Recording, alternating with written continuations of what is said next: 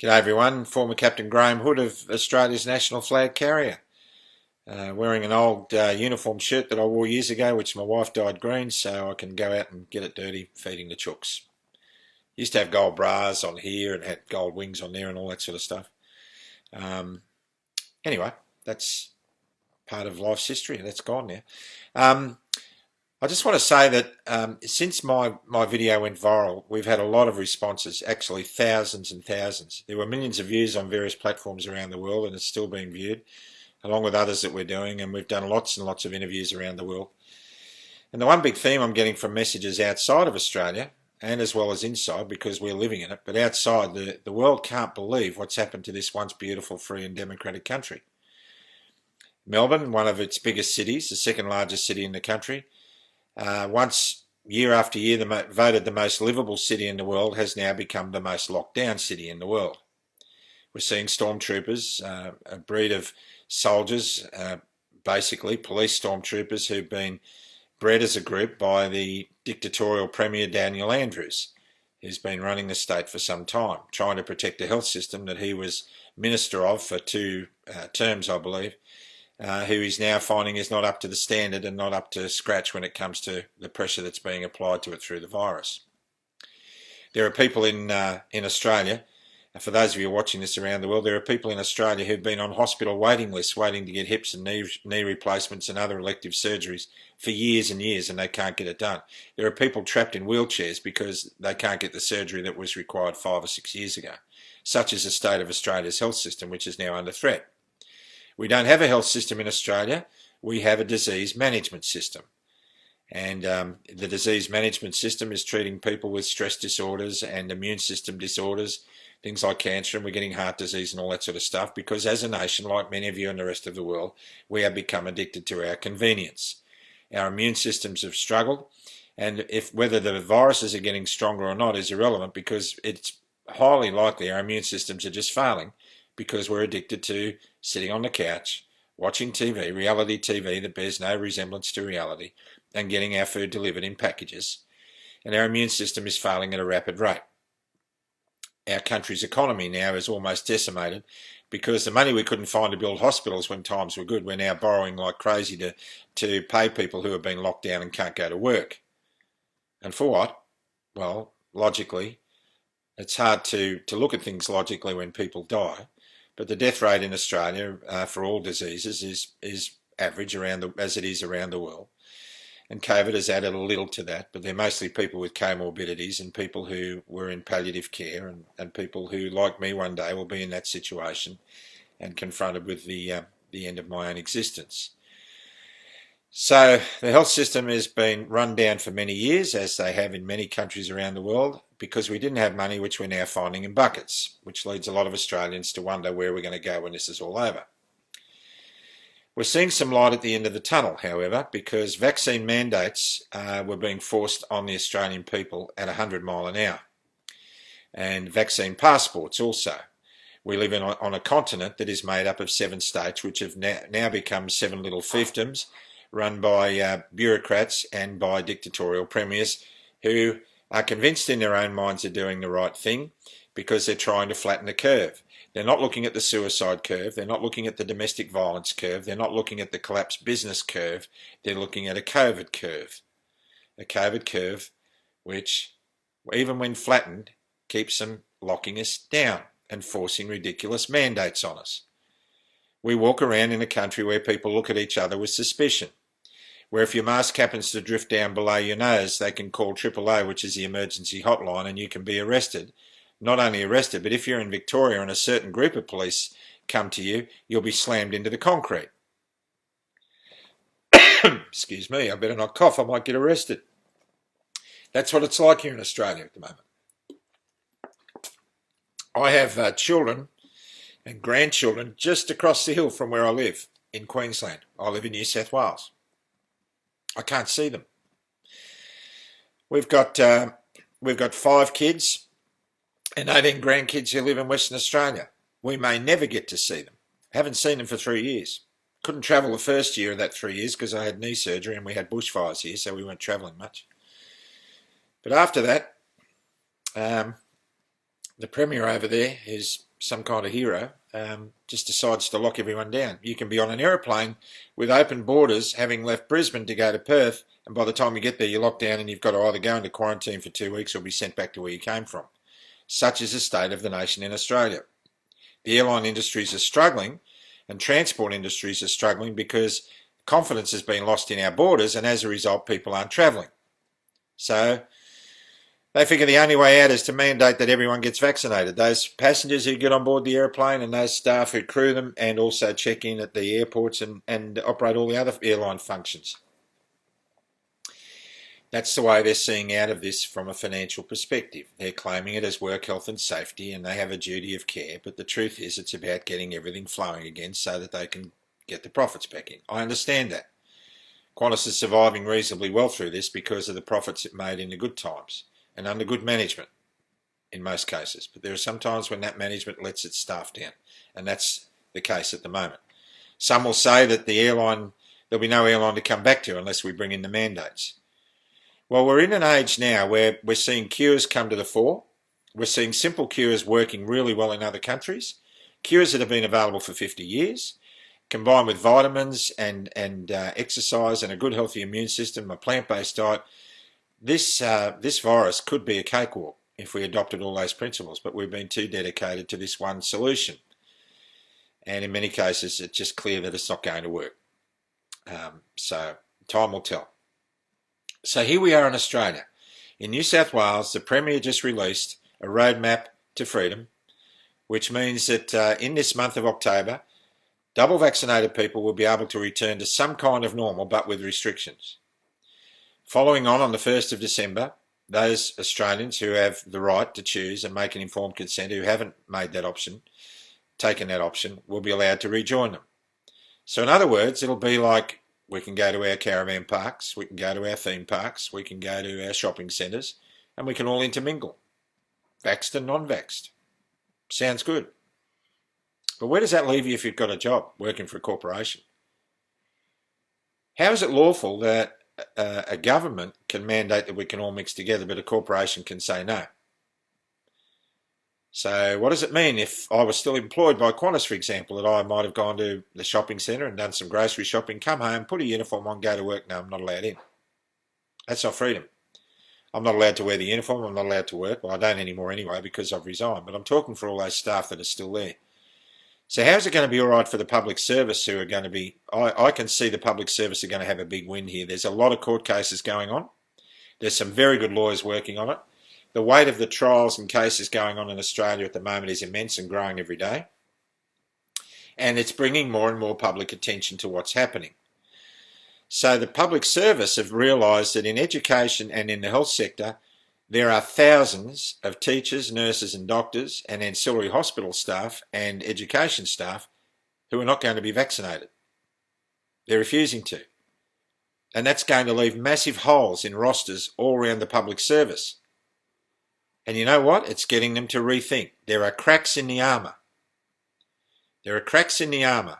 And right now we're on the cusp of seeing great opportunities for healing and prophylactic treatment of COVID. We're seeing much better testing regimes being brought out with rapid antigen testing that can give you an accurate result in 3 minutes and not a highly suspect result in 24 hours, as we are with that thing that you stick a plank up your nose and down your throat.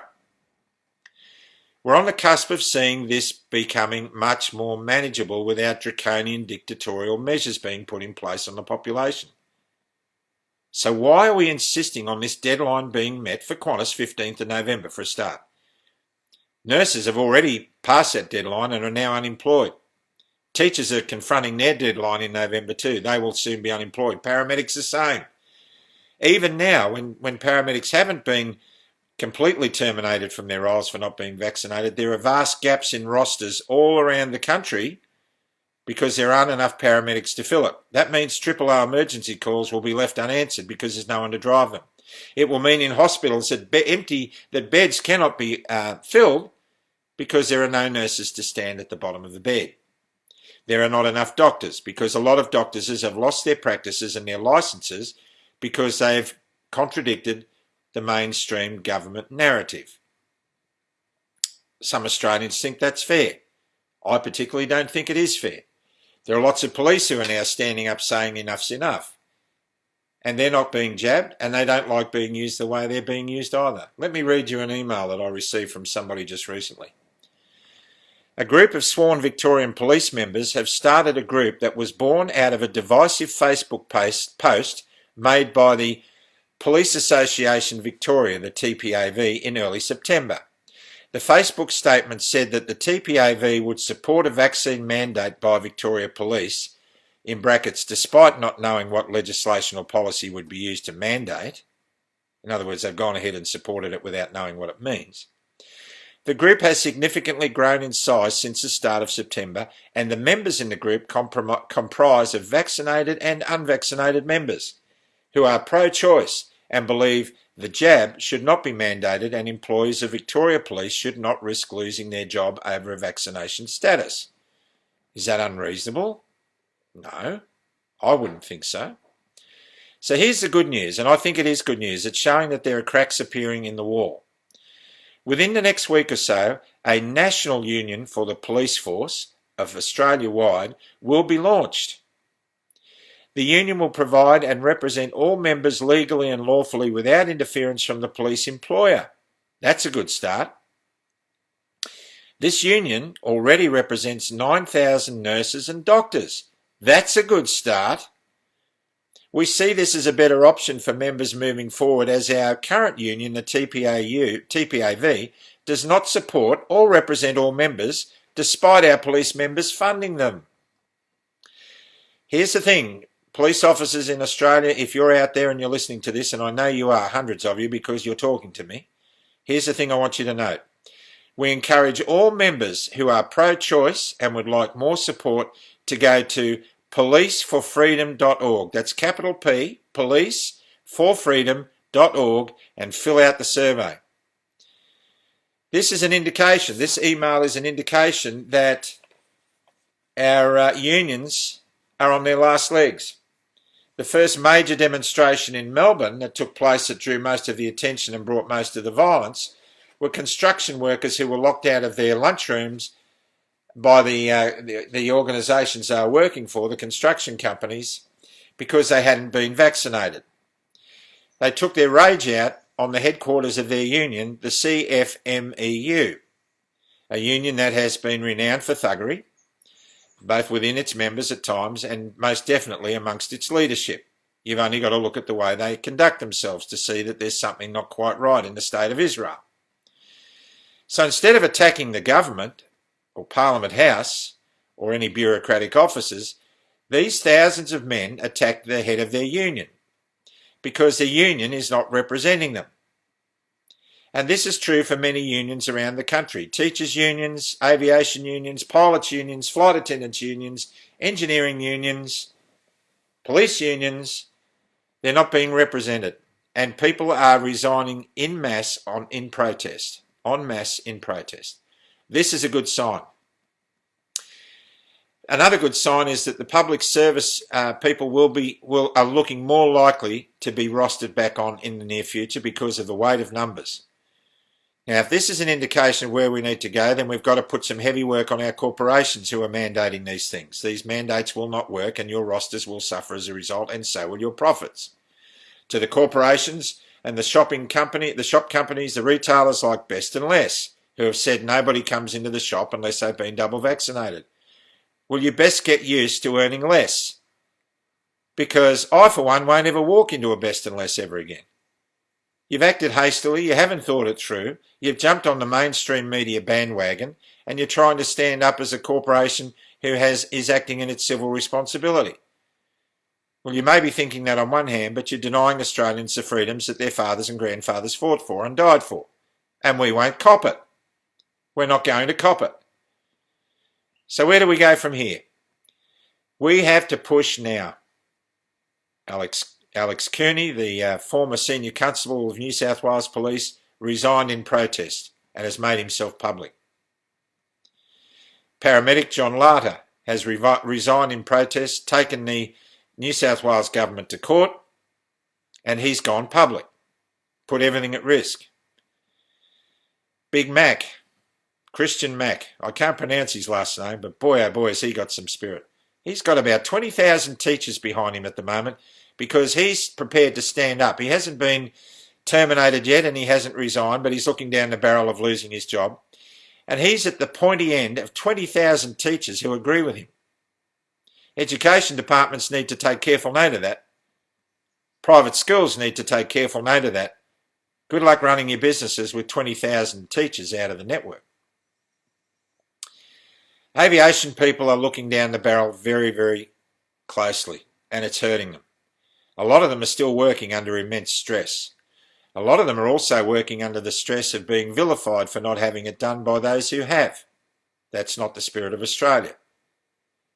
That wouldn't be tolerated in the workplace for any other reason, such as your sexual identity, your colour of your skin, or your religious affiliations. But your medical affiliations can lead to vilification, and that is against the rules of corporations and must be adhered to. People are entitled to have their opinion.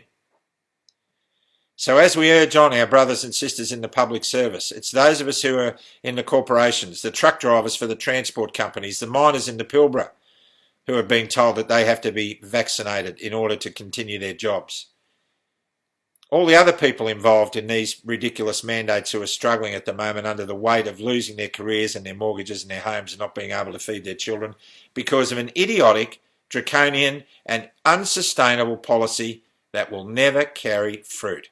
It will not achieve its end result and it will fail, and the people will make it fail. And the governments and the bureaucracies who have supported the corporations in doing that will be held account.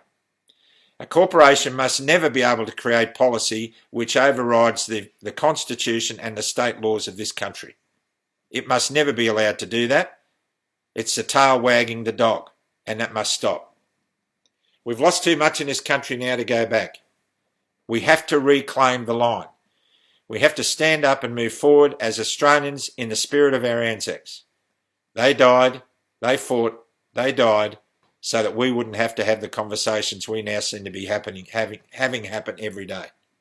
It's time to wake up, Australia. We need to fill our governments with citizens, not politicians. We need to fill our bureaucracy with citizens, not career bureaucrats. We need to fill our country with citizens and not sleepy reality TV addicts. There are people at the moment around the world who are demonstrating for you. They are not Australians. They are Scandinavians, they are Europeans, and they are Americans. The Australian Embassy in America has had a camp of protesters out the front for some days now. Government of Florida, Ron DeSantis, said in a speech recently that the American government needs to revisit its diplomatic arrangements with Australia because of its human rights abuses on its own citizens. They are watching with horror the videos of Victorian police dressed like stormtroopers charging at innocent people for protesting and firing rubber bullets at them. When will those rubber bullets become full metal jackets? The time will tell. There are people around the world who are seeing videos of citizens talking to police officers being grabbed from behind and thrown to the concrete, injuring them quite seriously. Bullying. And there are police in this country who are appalled by that, who say that those officers should be charged. And hopefully they will.